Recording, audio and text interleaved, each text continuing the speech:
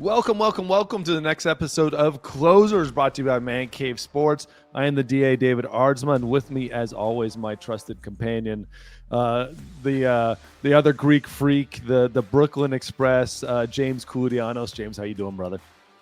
Wow, the other Greek freak, the Brooklyn Express. I like it. I mean, people hear companion, they start wondering certain things. We're both very heterosexual, but yeah, man, I'm doing fantastic. How are you? I'm just saying, it's 2024. Dual income. We like each other. We play video games. I don't know. Companion. I mean, we can just be buddies. Do I get to share in your income? Double income, brother. I'm in. Other than any kind of sexual stuff, I'm in for the rest of it. Bro, we're doing this. Knuckles up. We got this. Yeah, buddy. How you doing, man? You were talking a little bit that you might be able to go to a game here coming up soon. No. Not might be able to go to a game. Game 4, Mets against Shohei, because I don't count anybody else on the Dodgers. It's the Mets against Shohei, and I'm going. My buddy Tommy is giving me one of his tickets. He's a season ticket holder. We're going to have a blast. I am not wearing my Shohei Ohtani jersey because my heart is with the Mets first. I'm going to wear my Francisco Alvarez jersey, and we are going to rock it. And Tommy's not going to pay for a damn thing that whole night. Is Major League Baseball, if you went out and got a Shohei Ohtani Mets jersey, do they bang it? Do they not? Do you think they'd let you create it? From the websites that I go to for jerseys, I can create whatever the hell I want. But Major League Baseball, not Major League Chinese Baseball. Major League Baseball, they allow you to create an Ohtani 17 Mets jersey because that would be sick. I don't think they'll let you do that, but I don't know. That'd be sick. We'll go to one of those websites, make it Ohtani 17 jersey Mets, rock it to the game. I bet people would like it. It's funny because I wanted to make a official Major League Mets Aardsma jersey, and MLB.com got back to me and said, "Who the hell is this Aardsma guy you want to put on the back of your jersey?" We'll pay you. We're trying to get rid of these. We still have a couple that we forgot to sell. I'm convinced that I'm the only person to ever order a David Aardsma shirtsy. Oh, probably. I when I was on the Sox, when I was on the Red Sox, I saw a good amount of there was a couple. I say good amount, guys. Good amount for me, and a good amount for somebody normal. Couple people with the Red Sox jerseys, Aardsma, and I knew them all, but that still counts. That's pretty cool. It was your uncle, it was your aunt, and it was friends. It was friends that I hadn't seen for a while. Actually, friends from Penn State.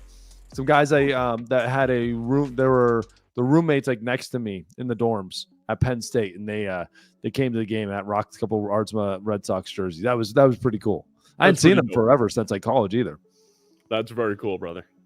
Anyways, speaking of the Mets, Dodgers, Shohei Ohtani, and the Mets and the Lindor and everything, how about your Mets, man? Evening the series 1-1 while getting absolutely shellacked in game 1.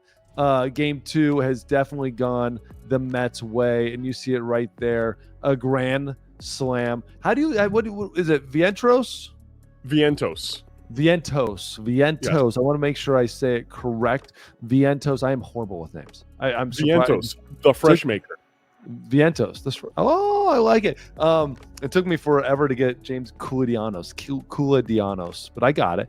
I am not Greek, but I am also not Latin, so I don't know Vientos, the correct way of saying it. But he is coming up absolutely monster right now, dude. Right now he's at a 378 batting average and almost 1,000 OPS. This dude is literally carrying the Mets.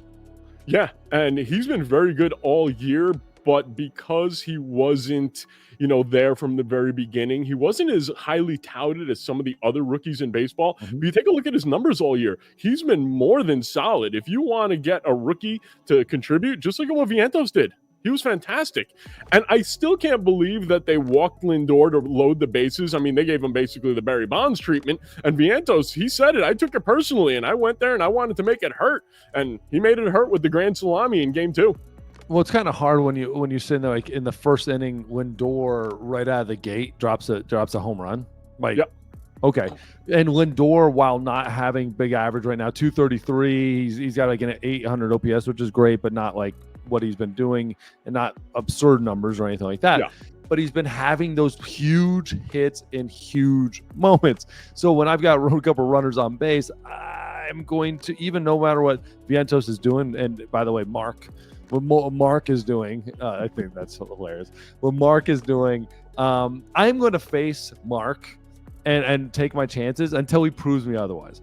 And he proved him otherwise. So that's the problem, is now you sit there and go, all right, in that situation again, maybe you try to pitch the Lindor, try to pitch to a strikeout, stuff like that. And then if you have to face Mark, that says not right.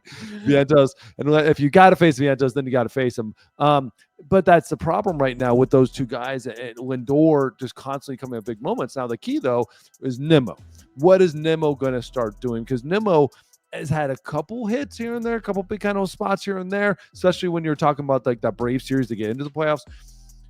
But he's got to step up and do better than 212. And then, after that, Alonso is doing well, big home runs and big moments, but maybe a little bit more consistency there. And then I think this team would be more complete.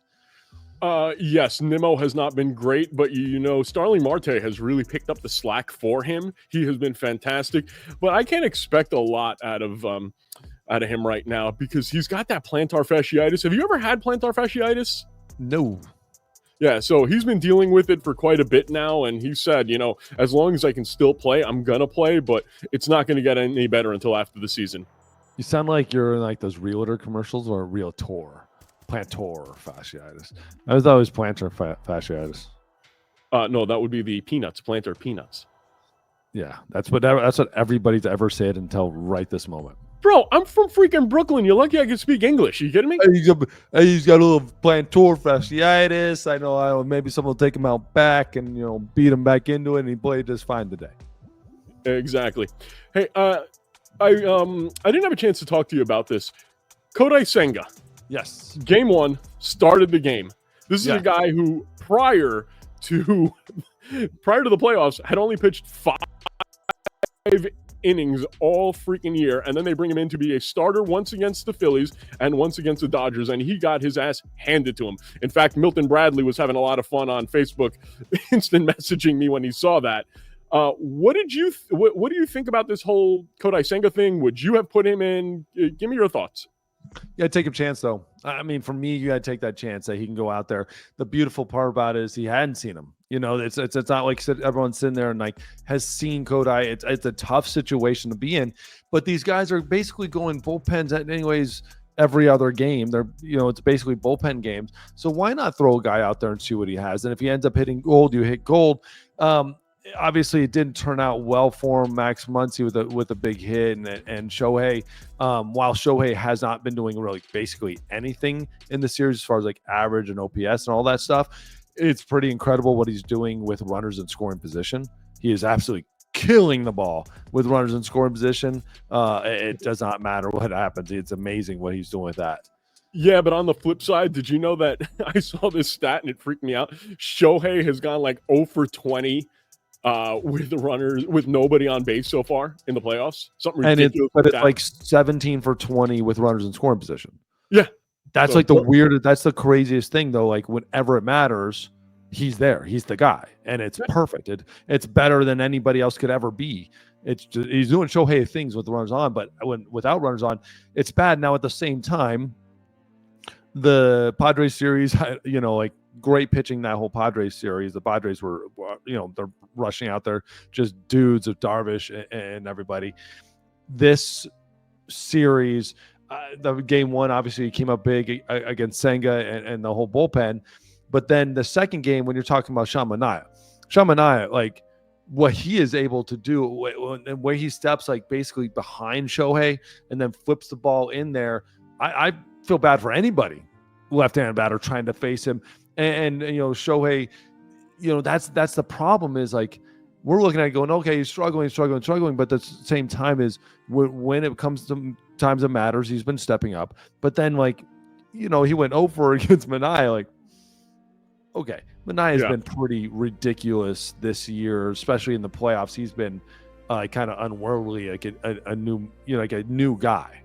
Sean Manaea, just off of his performance this year, has gotten himself a $100 million contract next time he's a free agent. I don't remember if it's after this season or after next. I think it was a 1 year. I think he's 1 year. I think like him, Severino, and I forgot who else. I think that they're all kind of like the 1 year guys. Yeah. He's going to make $100 million. Somebody's going to give it to him the way he's been pitching. The way he's pitching. And that's a big thing. And like, that's the way that's the thing. The only thing scares you everybody a little bit is like some injury stuff, and like that it's kind of come out of nowhere again. It's like, all right, is there the consistency? He'll probably get $100 million somewhere else just because of the amount of years. But that's Katana. I think they're all free agents coming up after this year. So that's the problem with basically the whole they're losing their entire pitching department besides Senga. Going across the river there, going across into. I'm sorry. I don't mean to cut you off, but there's something very important that I wanted to discuss with you.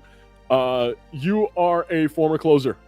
When you see what Edwin Diaz has done so far this postseason, what are your thoughts? Because he's walking everybody, and then just because he has good stuff, he's striking everybody out. But I'm terrified every time this guy takes the mound. I am too. This is not going to end well. I don't see this ending well. This is a spot where I see it is it looks like a Aroldis Chapman-esque, where he's got that great stuff for like two batters, and then he's kind of talking, he's just standing there kind of pimping it a little bit, and then the trouble happens. And when trouble happens with Edwin lately, it's been bad, really bad. And so to me, this is a heel in the Mets side. This isn't going to end well. And the problem is when it happens, it's going to happen quick. It's going to happen hard, and it's going to lose a game because it's at the end of the game. To me, I'm moving Stanek to the 9th, or I'm keeping Stanek. I'm making sure Stanek is those really, really, really important outs. And then I'm trying my very best to move Diaz, and maybe he has to be the 9th, whatever it is. But Stanek is my guy for important outs. Diaz may be the ball in the 9th or the 8th, whatever it is, just to get outs. But I don't have any confidence right now in Diaz. Again, he's got great stuff. I think he has that super shadow doubt. Like there's a little something hanging there all the time. So it's in his head right now. You don't think you think every time he takes him out, he's scared.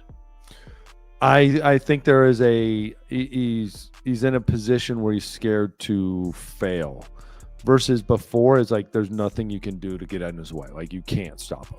Where he has just a little something in the back there, and it just I don't know. You just don't see it in his eyes, the same confidence, right? So if you were going through that, again, former closer, who better to ask? When you're going through something like that and your confidence is shaken, what can you do to your routine to get out of it? Is there anything you can do to get out of it? Do you need a slump buster? Should he go pick up the ugliest girl that he can find? Several. Go get a couple ugly ones and just take it. Go for it. Maybe someone throws on like something and gives it to you. You just got to figure it. No, come on, dude. Yes. What you do, though, is just go back to your basics. Go back to your roots. Go back to the beginning. Like, what are the first couple of things that you do? Like, and just be really good at those things. And then let the end just be it. Let the end just happen and just be. Focus on your tiny little things. It might be your timing. It might be your leg kick. It might be like how you put your foot on the mound. Stop trying to be Edwin Diaz and just be the pitcher who gets 3 outs. I think that's where a lot of these guys end up failing, and especially Craig Kimbrell failed, where he's like, I'm the closer. Like, I don't pitch in those other innings well. You're like, no. You do pitch in those other innings well, because until you became the closer, that's what you did. You did those, and you did those so well, you became the closer. So be the guy that just gets 3 outs. I would always tell myself, I'm pitching the 8th, I'm pitching the 7th. It doesn't matter. I'm just getting outs. And then it just happens to be after the last one, I get to shake hands. And that's it. But that's the problem, is a lot of these guys get who they are becomes their role, instead of their role is just their job. We need to find a pretty lady in Queens who can buy Edwin Diaz a garter, teach him how to breathe out of the correct eyelids so he can get out of his head. Maybe sacrifice a chicken, whatever it is. You just got to do it. Sometimes you got to do it. Yes. Now on more important things than the Mets. The Yankees, Yankees Guardians. This series, what was your first take in the Yankees Guardians series? The Yankees are up 1-0. They looked pretty good game one. Soto with a home run, Stan with a home run. I loved what happened with Stanton. Literally right before you're seeing this absolute missile, piss rocket, whatever you want to call it, bomb, yak, whatever it is. The moment before they showed the home run, they were talking about his exit velo on home runs is the highest in Major League Baseball. And they're showing his home runs and the exit velo and how far they were, like his average exit velo on home runs, and literally the next pitch. Yeah, I obviously I didn't get to watch the game live because I was watching the Jet game because I'm a Jets fan. So right after the Mets game, I watched the Jets game. But when I saw that home run, all I could think about is your former teammate Barry Bonds. I mean, Giancarlo, he picked up the bat. It was like he was holding a toothpick. It looked so light to him, and then he just flicked it, and that thing went bye-bye. See ya. I mean, it's incredible. It was like 0 to 60 in 2 seconds. I've never seen anything like it. He's so strong. When Michael Giancarlo Stanton hits the ball, oh wow, it's always wow. It doesn't matter when he's healthy and when he's actually hitting the ball. He has 32 postseason games in his career, 13 home runs. It's pretty damn impressive, and that's the thing about it is this Yankees lineup. Even when Judge isn't doing judging things, and then Judge is struggling, when he's healthy, when he's on the field, like Judge is always a playmaker, or is always a difference maker. But Giancarlo has been stepping up, and that's a big thing with this lineup. Soto is going to be great. Soto just does this whole year. He's always kind of been the man, like. On this perfect. It's been perfect. Yep. But Giancarlo, like that's the thing about it. And one man that's getting some love now and is not a household name, and you do not know him unless you're a Yankee fan or you've been paying attention to the playoffs. But Weaver, the reliever, Luke Weaver, the reliever for the Yankees, this dude is lights out right now. 17 innings pitched, his last 17 innings pitched, 0 earned runs, 33 strikeouts, like 4 hits. The Yankees have played 5 postseason games. He's pitched in all 5. He's got 4 saves, and he is closing down that closer role. He's locked it in. This is like Luke Weaver is what the Mets need right now. The Yankees are just funny, man, because I don't want to get too excited over the Yankees, and I'm not saying this because I'm a Met fan and I'm a Yankee hater. I'm pretty fair. But they have the easiest road to a World Series I have ever seen. I mean, they got the first round bye, then they got Kansas City, who's lucky to get in. They're not, a powerhouse yet, and Cleveland is not a powerhouse yet. So they just got super lucky with the draw. I think if they had to play the Tigers, it would have been a lot tougher. And I would have loved to have seen them play the Orioles, but unfortunately that didn't happen. I think they would have gotten knocked out by one of those 2 teams, to tell you the truth.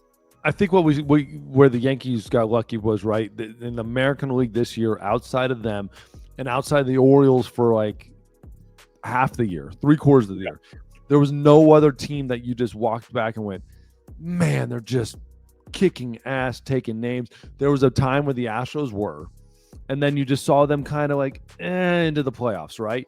But there was a time where the Astros team was just kicking ass.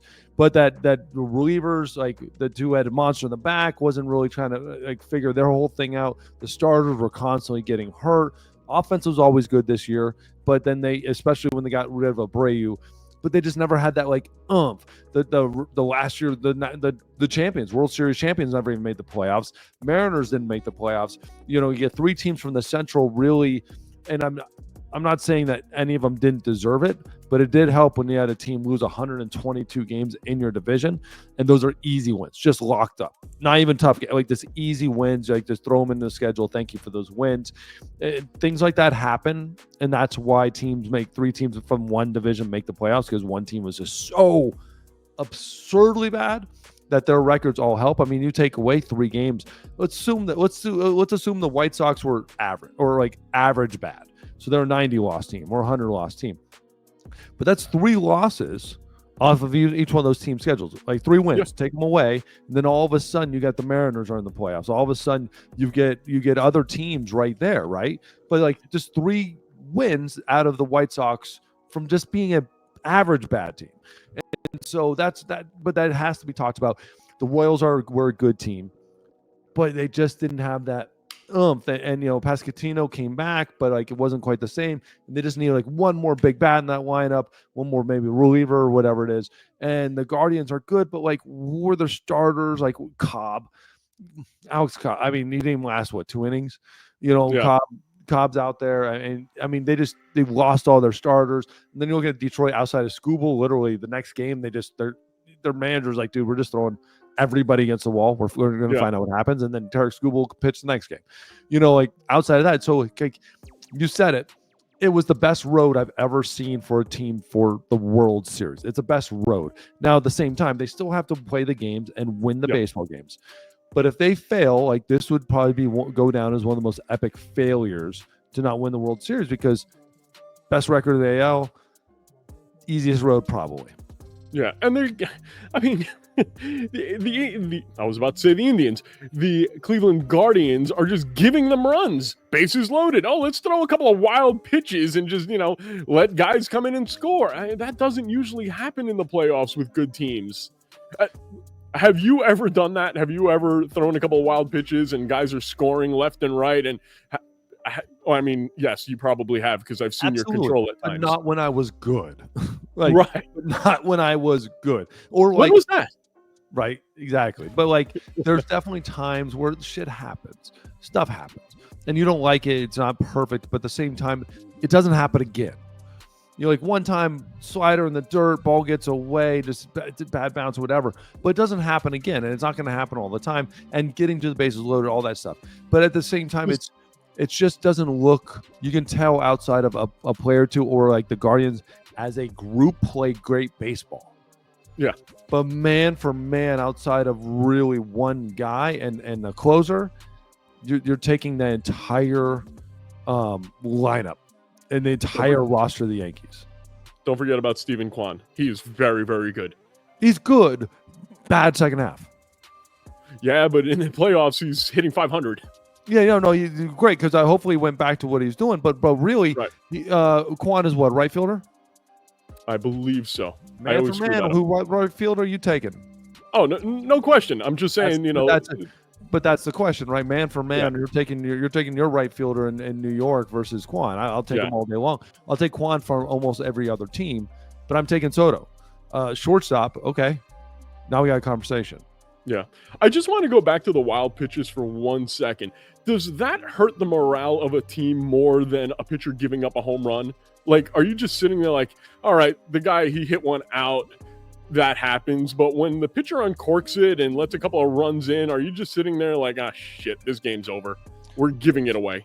I got to apologize. I said shortstop. I meant third base.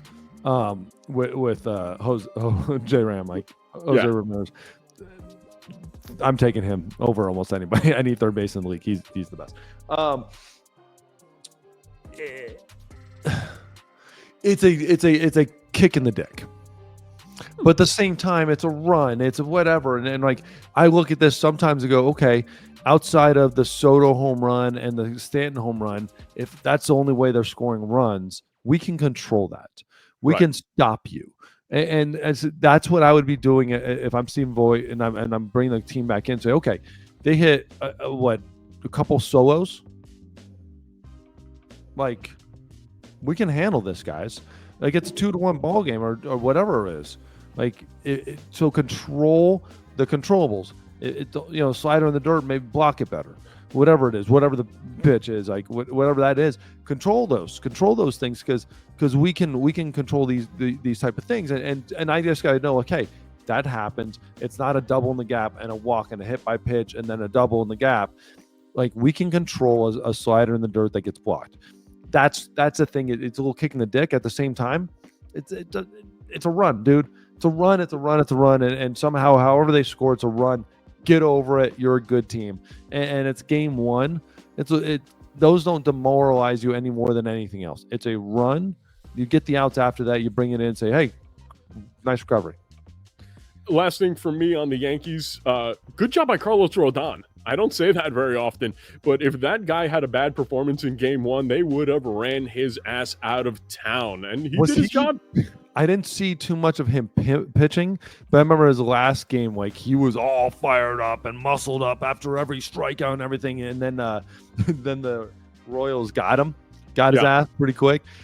Was he kind of like boasting after every out, basically, or was he more calm or all that? Again, I didn't get to see the game live. I didn't get to see the reaction after every strikeout or every out, but I did see the post-game interview, and he seemed pretty humble.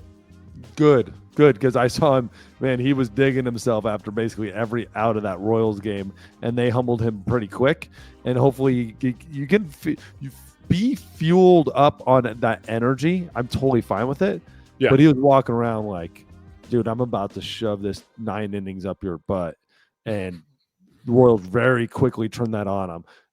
But then this game pitched great. 6 innings pitched, Warren Ernie, no walks, 9 Ks, 3 hits. Like that's an ace style outing, and that's what Rodon has been in the past at times when healthy. He has been an ace, and then the bullpen comes in and does a good job. Hill gave up a run, but then Weaver comes in and an inning and 2/3 and just shoves. And so they got some really good things going on in the Bronx right now. Yeah, it should be a very interesting rest of the series. I hope that it goes 6 or 7. I'd like to see that. And then I'm happy either way. I actually want to see the Yankees win because it is the best thing for baseball. There is no chance in hell that Manfred is saying, oh man, I really want the Indians to win because Indians versus Ohtani or Indians versus Lindor, that's huge. No, we want to see the 2 best players in baseball. You know that's what Manfred wants. He wants Ohtani versus Judge to settle the score. I just want to see another Subway Series. Well, thankfully, Manfred doesn't get to control the game on the field. He controls everything else. That we know of. And so he doesn't get to pick who doesn't win. I hope the Guardians have an incredible series. At the same time, I do want to see Soto and Judge versus Ohtani, and I want to see Garrett Cole on the mound. I want to see all these guys, these the 2 biggest ones going for it. We got Garrett Cole and BB coming in at you today, so we'll see where that ends up when we hit you on Thursday. Bye, BB. No, you don't get to correct me. Yes, I do. Not get to correct me. After I've been correcting you for years. Name stuff earlier. But if you want to be Bybee, BB, whoever the hell, or Garrett Cole, and get better, make sure you check out Top Velocity Pro. Come to me. Go to topvelocitypro.com. Go to any social media, Top Velocity Pro. Just Google it, search it, whatever it is. Hit me up if you want to get better. Baseball player, any type of thrower, I got you, dude. Like, no problem at all. Send me an email, da@topvelo.city, or send me, go through on the website. You'll see my phone number on there. Hit me up, and I will help you over the internet. I'll help you over video. I'll help you at my house, and we're training. So let me know. That is James, the best. I can help James. That is the best commercial I've ever seen or heard, rather. Hey, do you want to be like Tyler Beebe or Tyler Bybee? Nobody knows his name, but I can make you just like him. Nobody will know you either. Yes. What's wrong with you? Hey, that's what you do. You become a no-name pitcher, just like me. Hey, you have a name. It happens to be the first one in the baseball encyclopedia. Absolutely, man. You're number one for a reason. That's what you do. Throw hard. That's how you get it. I love it. All right. Moving on to the NFL, James. There was a couple big things going on in the NFL. One of the most favorite things to talk about, though, Deshaun Watson and his massaged up arm just absolutely sucking again for the Browns. Deshaun. Why are they sticking with Deshaun? What are they doing? He is terrible. I have no idea why Kevin Stefanski says that he gives them the best opportunity to win football games. I think this is one of those things that the owner is saying, hey, I'm paying this guy a lot of money. I'm not going to sit here and take it in the rear because this guy sucks. We have to make sure that this guy plays. I think Tom Brady said something that was really interesting. He was saying how he has never been able to pick up another offense besides the one that he played in college in Auburn, and they're basically doing the same offense now because he can't pick up anything else, which terrifies the hell out of me. Wait. You're saying they're turning the Browns offense into Auburn's offense so he can try to figure out how to play football again? Yeah. I didn't know that. That's pretty bad. Yeah. Here's the thing. We are trashing him. Let's not forget, This dude was incredible with Houston. He was incredible with Houston. Like we talk about like some of these rookies coming in, and these guys coming in and play. CJ Stroud like doing an incredible job. Deshaun Watson did that. Yeah, and this team, like the Texans, were legitimately a team to be feared because of Deshaun Watson and what he did. It's amazing how quickly this stuff is changing, and I wonder how much that is to changing systems, going to the Browns in the first place. Like that's kind of like a career killer for a quarterback. But I still don't know. I mean, the only thing I can even think of is that it is a money, and picks are the only reason he is still quarterback. At some point, the Browns just need to cut ties. I don't know Deshaun Watson from a hole in the wall. I have never spoken to the man. I don't know anybody who knows this guy. I'm just wondering if he is that guy that once he got paid, he just doesn't give a shit anymore. Is he Anthony Rendon? Is he just basically like, hey, I got my money. Let them bench me so I don't get hurt at this point. I mean, can he really be this bad? To me, it just screams of somebody who has no desire to play good football anymore. I mean, the dude in 2020 led the league in yards.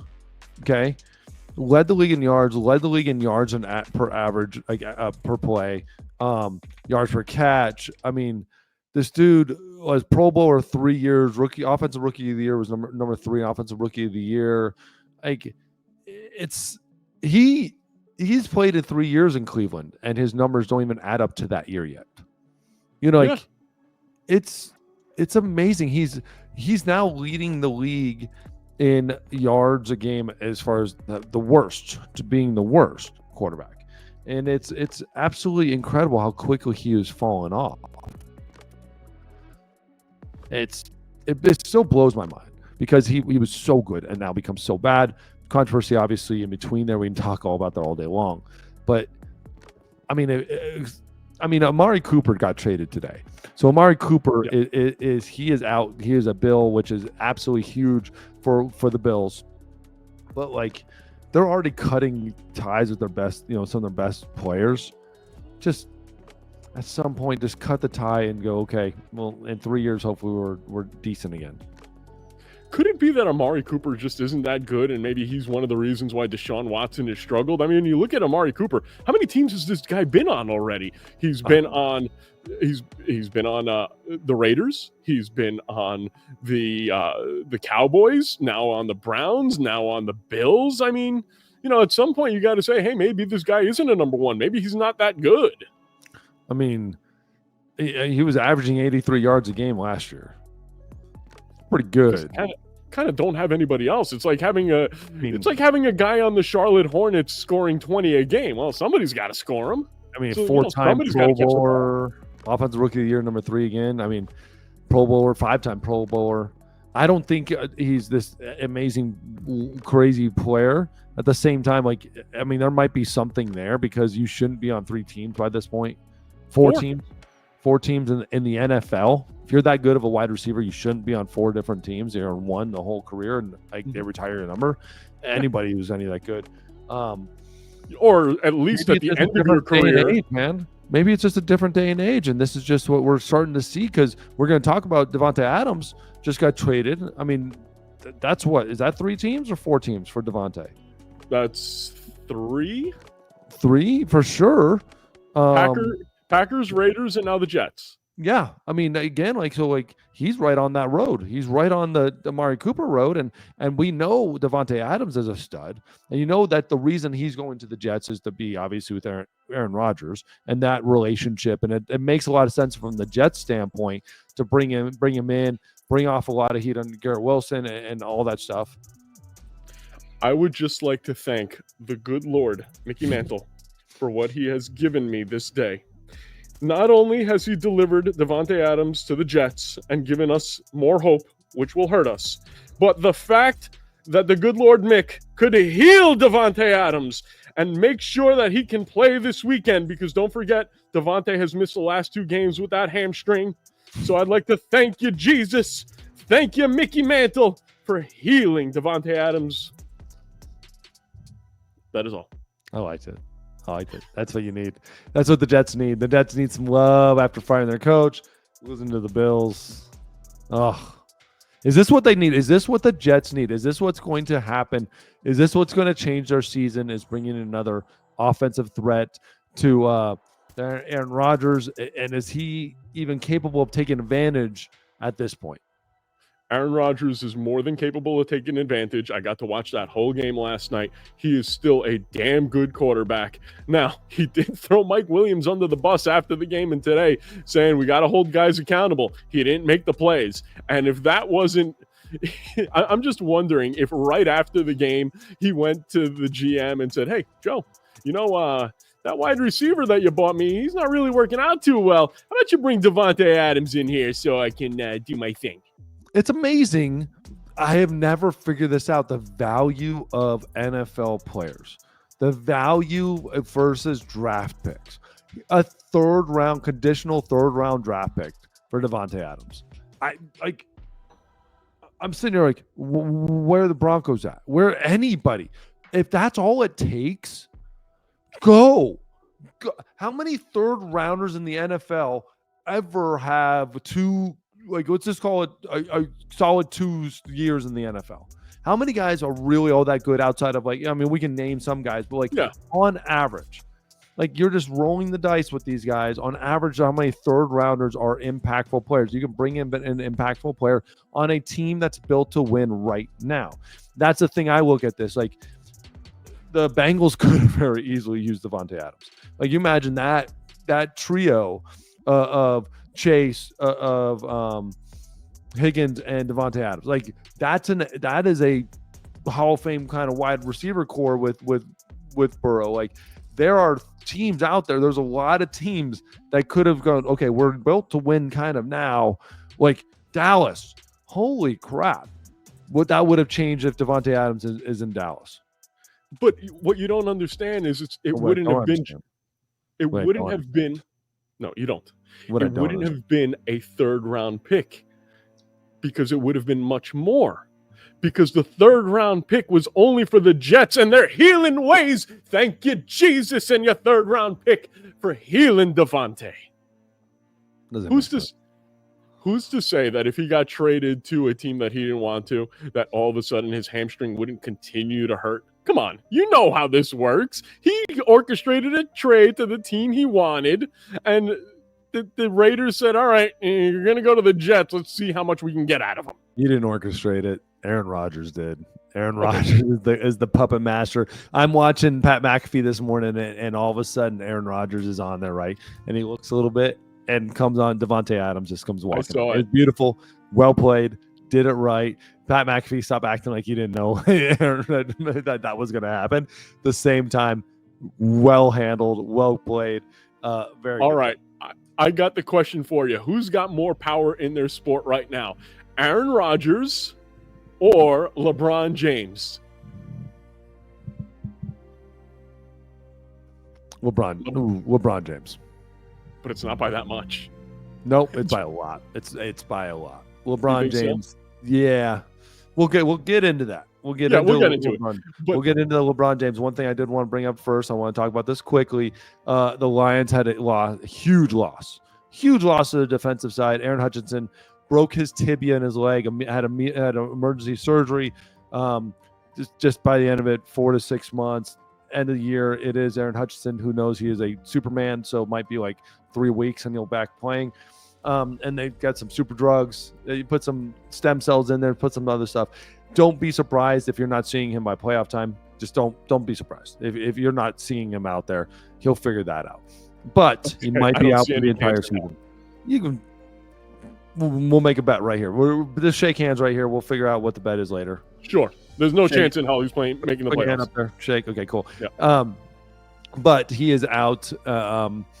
You had an idea. You had a thought on who they're going to go for. Yeah, because you know that I know the Jets better than any team in football. So the Jets have a pass rusher who doesn't want to play for them. He wants a new contract.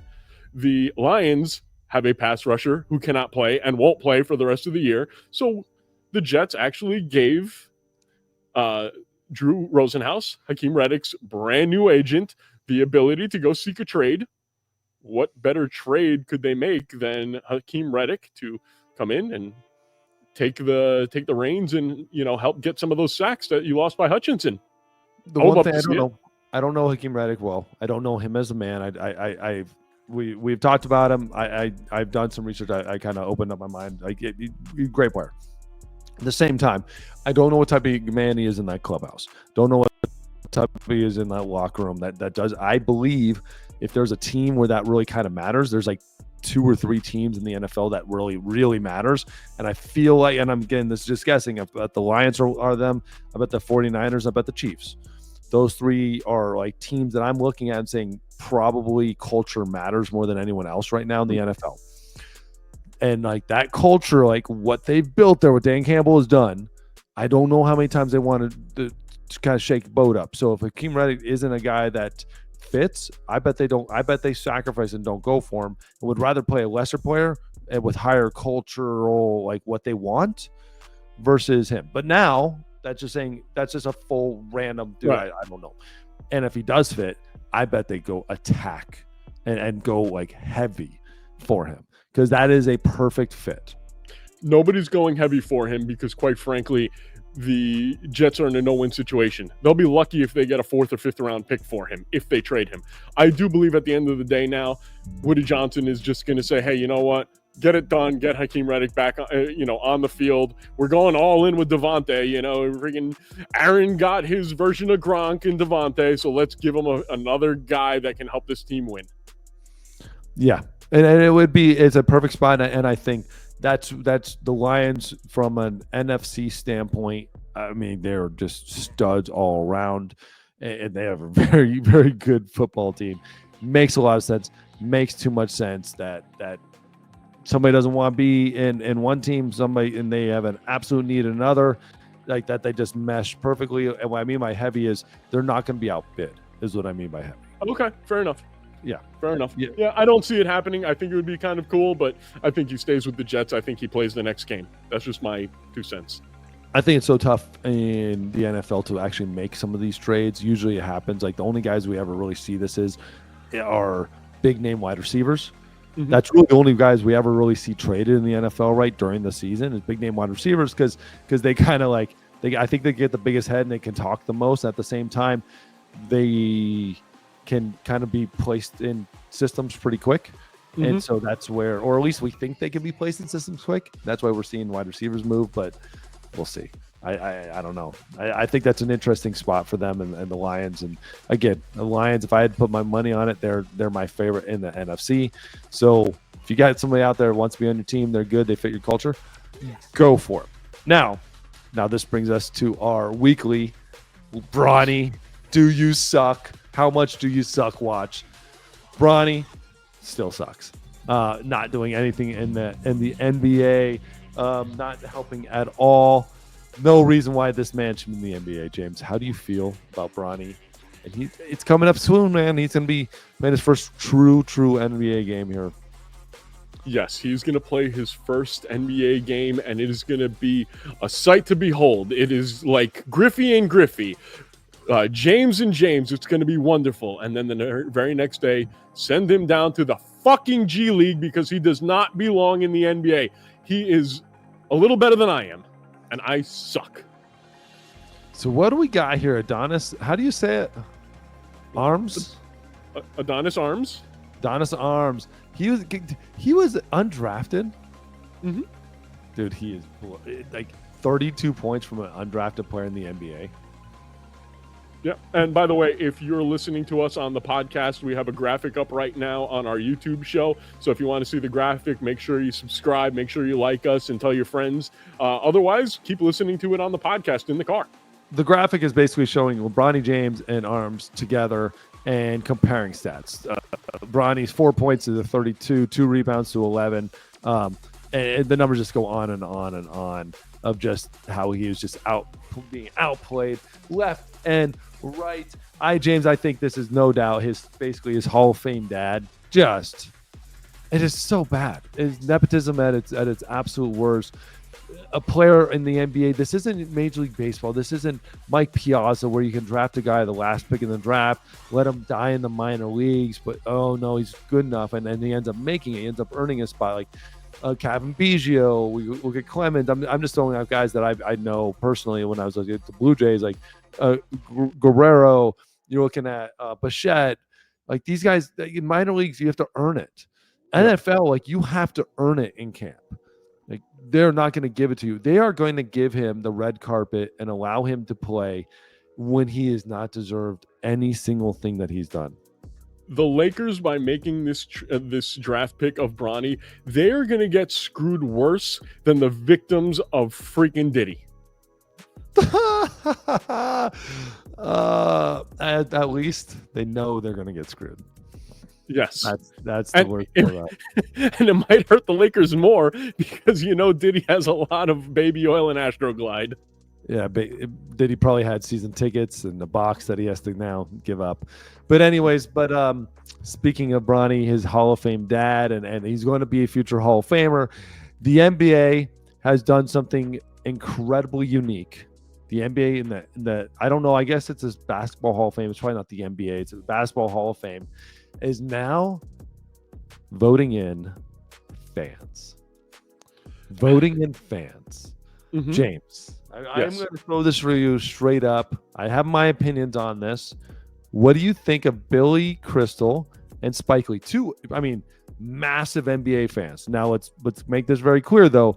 Two massive New York Knicks. No. New York Knicks fans. Well, hold on a second, because you're not completely right here.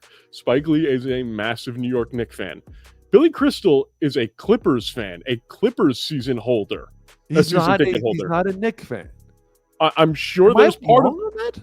No, he is a Clippers fan. I thought he was a Knicks fan. Like I thought he was I thought he was like him and Spike like New York. That's where I've seen him so much on the sidelines. I'm sure that he roots for the Knicks because he's a New York guy, and he's known for his New York ties. However, he is a Clippers fan through and through. Wow. Now, you asked me what I think about this. I love the NBA and the Basketball Hall of Fame's attempt at doing something cool. And that's what it is. It's an attempt at doing something cool. I like the fact that they're going to honor fans. But where my problem is there are bigger fans than Spike Lee. He might be the most famous. He might be the richest. But are you telling me the guy that's in the nosebleeds, whether it be, Tyrone Wilson or Herschel Horowitz or freaking Ahmed Abdul-Jabbar? I don't care who it is. But there are bigger fans than just Spike Lee. These are the people that pay their hard-earned dollars to sit in the nosebleeds. Why are you giving Spike Lee all the love? Give it to somebody who's been at every game for the last 50 years. That's just me. So I did a little research while you were talking, making up names for whoever. And Billy Crystal was openly a Knicks fan until he officially fully moved to LA, went to a Lakers game, and then went to a Clippers game and fell in love with the Clippers. So open New York Knicks fan, like, okay, I'm there. I like this. I love this. I am completely behind it. Okay, so I like it for a couple reasons. One, I don't want Major League Baseball to do it. I don't think Major League Baseball isn't the place to be doing this. This fits the NBA's MO like perfectly. This is what the NBA is. The NBA has become about like two things, or three things. I want to say maybe three things. Building the brand, okay? Player-centered and fan-centered. That's it. Like that's it. That's all they care about. They want the players to be known. They want the players to be first in front of the logo. Where Major League Baseball and the NFL put the logo first and then the players. No, they put the logo first, then they put the team logo, then they put the players. Then they put the players, and they both do that. I think NFL probably gets the players about even at times. At times, Major League Baseball, there's a clear separation: logo, team, player. And that's a cultural thing too amongst the players in Major League Baseball. And that's, I think, their biggest failure is the players think it's about the team first, which it is on levels. That's a whole nother conversation. The NBA, though, has made it player, fan, then league. And by doing so, they are slowly becoming a massive money magnet. And they're opening themselves up quicker across the world than any other league. And they're allowing their players to make more per player than any other league. And that's what's happening. They sell more shoes than any league, more merch basically than any other league. They're getting to those levels that are like they're comparing themselves to the biggest league with the NFL. Like they're doing some amazing things. By getting fans in, shows everybody like this is about you. This is about you on the sideline. This is you rooting for your team. That like we are recognizing you. I think it's an absolute joke. Like fans shouldn't be in the Hall of Fame. I think that's a joke. But at the same time, NBA Hall of Fame's always kind of been a joke. But what it is just screaming, we recognize who we're getting our money from and who matters to us, and we're grabbing you, and we're saying you matter. And that's where I kind of like it, and that's where it's a unique thing to make the Basketball Hall of Fame matter differently. When it's never mattered. I mean, who watches the Basketball Hall of Fame ceremony? I mean, people watch the NFL one a little bit, and they watch the Baseball Hall of Fame ceremony is it's better. It's more recognizable. It's cool. Cooper Sound. It's so unique.